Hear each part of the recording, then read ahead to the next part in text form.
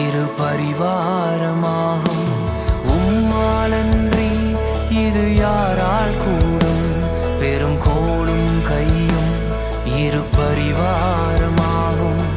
உம்மாலன்றி இது யாரால் கூடும்?